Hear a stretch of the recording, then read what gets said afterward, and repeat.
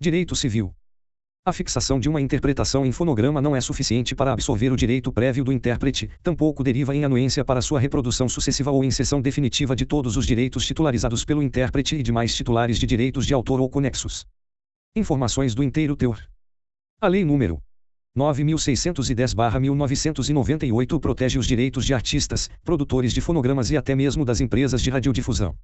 Todavia, a questão que se coloca é saber se também os direitos conexos, considerados entre si, coexistem ou se entre eles há uma espécie de relação aglutinadora, de modo que a autorização de produção do fonograma atribuiria à produtora, e tão somente a ela, a decisão de reprodução subsequente, absorvendo, portanto, o direito conexo da intérprete. De fato, o objeto dos direitos autorais e conexos é a obra imaterial, cuja essência é sua inapropriabilidade pelo autor, pelos titulares de direitos conexos ou mesmo pelos seus consumidores, ou seja, ela não está sujeita ao domínio exclusivo de um só.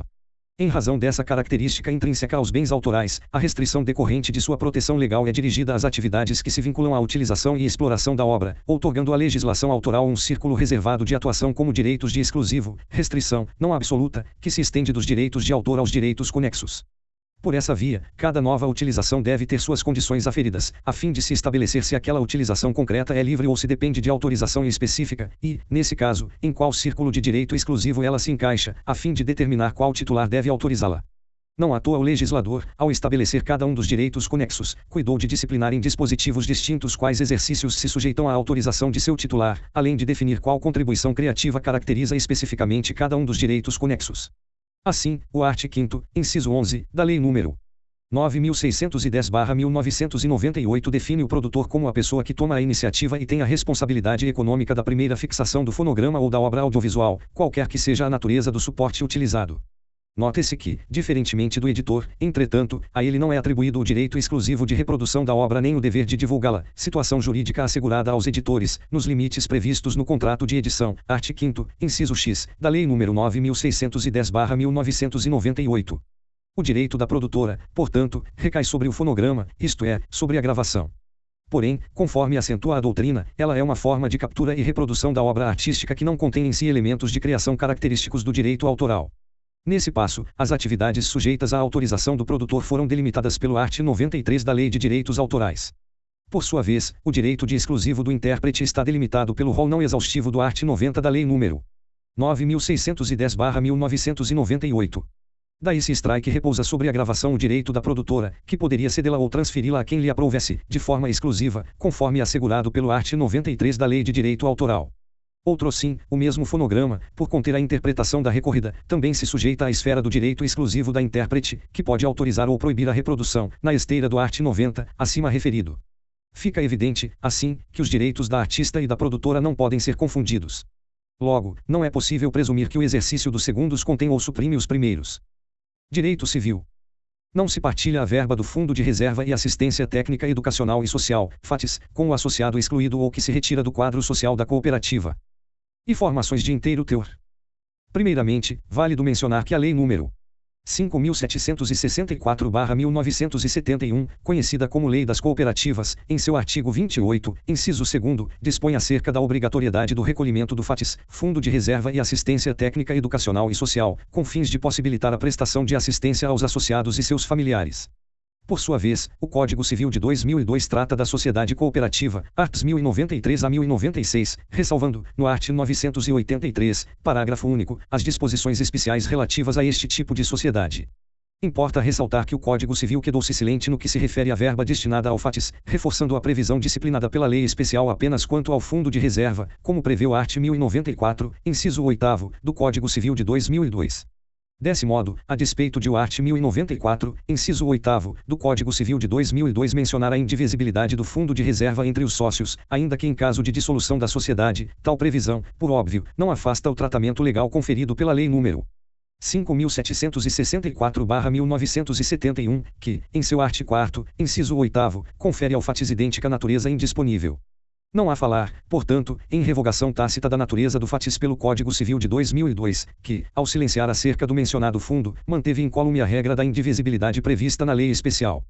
Impõe-se aplicar o princípio da especialidade. Isso porque a regra constante do art. 4º, inciso 8º, da Lei nº 5.764/1971, não colide com o Código Civil, que ressalva a possibilidade de aplicação de disposições concernentes à lei das cooperativas em circunstâncias que não divergem do mencionado diploma. Assim, não é plausível que, na apuração de haveres por retirada de cooperado, este perceba cota parte que compõe o fatis, já que a natureza do fundo não se transmuda ou se transforma pela retirada ou exclusão de associado, que é um direito potestativo e irrestrito, porém, submetido às regras do sistema cooperativista. Direito Civil. No caso de resolução de contrato por atraso na entrega de imóvel além do prazo de tolerância, por culpa da incorporadora, o termo ad quem dos lucros cessantes é a data do trânsito em julgado. Informações do inteiro teor. A sentença que declara resolvido o contrato, ou que declara abusiva alguma cláusula contratual, retro e de seus efeitos até a data da citação, ou a data anterior, como é a regra no âmbito das obrigações contratuais, tendo em vista a natureza declaratória dessa sentença, sem embargo do direito à reparação dos prejuízos decorrentes da mora na obrigação de restituir, conforme as razões de decidir do tema repetitivo 685/STJ.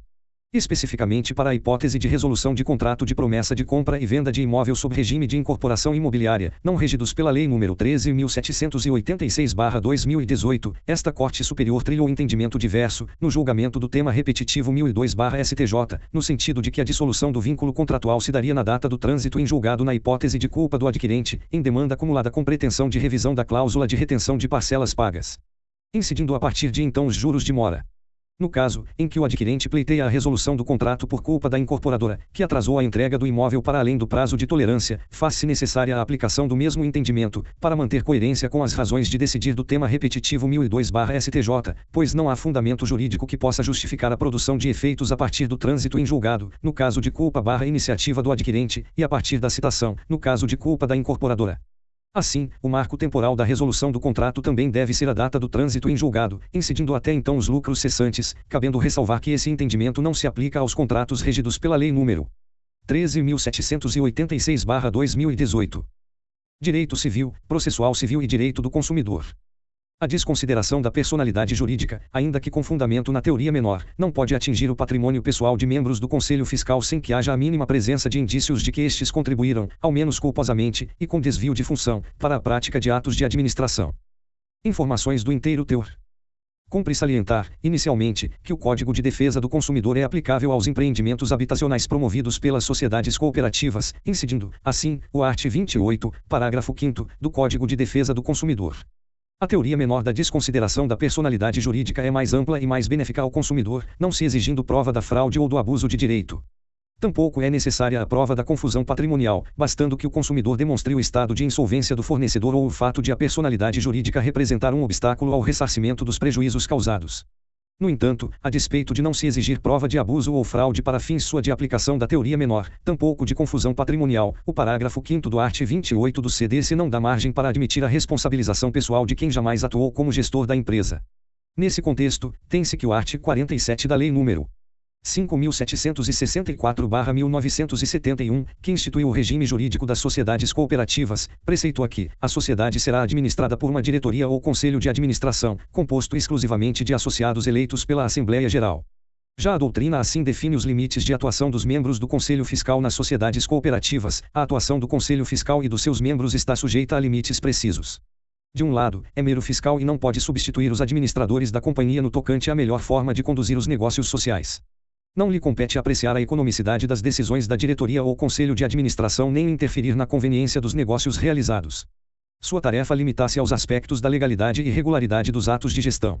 De outro lado, o Conselho Fiscal tem atuação interna, ou seja, os destinatários de seus atos são os órgãos sociais.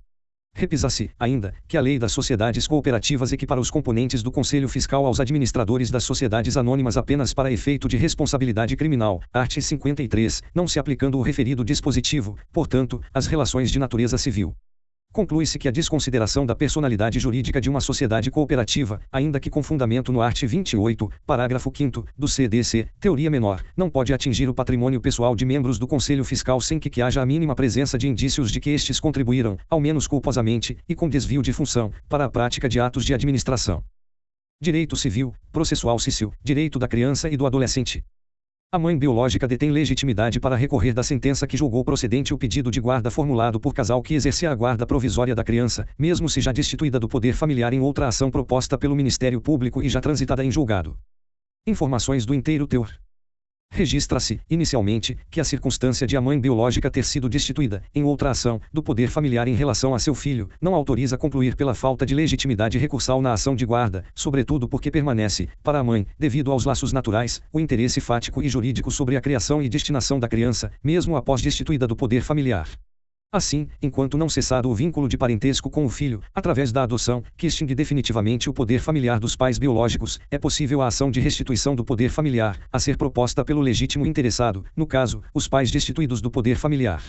Dessa forma, a ação de destituição do poder familiar ajuizada contra a genitora não eliminou o seu laço de parentesco natural com a criança.